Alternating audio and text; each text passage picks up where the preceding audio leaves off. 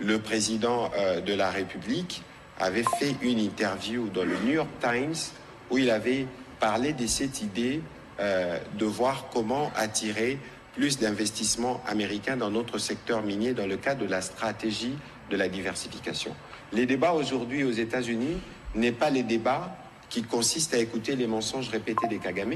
Nous savons qu'il a eu des rencontres, notamment au niveau du Capitol Hill au Congrès, où ses envoyés ont reçu une fin de non-recevoir. Vous pouvez venir, on vous écoute, mais on vous dit « Qu'est-ce que vous faites en RDC ? Qu'est-ce que vos militaires font en RDC ?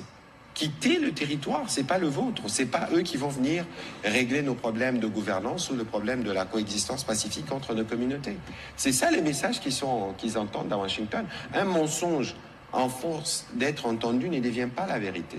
Alors moi je veux bien que les compatriotes puissent être sensibles sur les gesticulations de nos adversaires, mais il faut bien lire et bien interpréter le travail que nous faisons avec le président de la République en tête.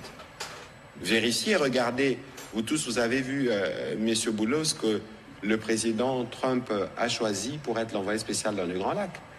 Et lorsque vous lisez les articles qui annoncent tous, en toile de fond, parlent du deal minier, de la discussion.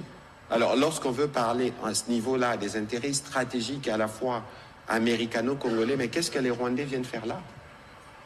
Au contraire, le président Kagame, il essaye, on sait comment il opère à travers les groupes pour essayer de se trouver une place dans ces débats.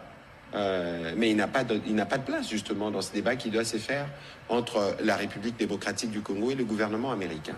Et donc ici, il faut savoir que c'est eux aujourd'hui qui ressentent le plus des besoins d'aller s'expliquer dans le monde entier.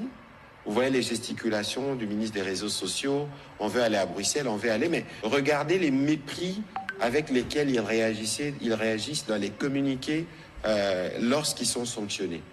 Mais des personnes qui sont sanctionnées aujourd'hui se retournent vers les personnes qui leur ont imposé des sanctions pour aller expliquer quoi? Que ce genre-là ne savait pas avant la prise des sanctions.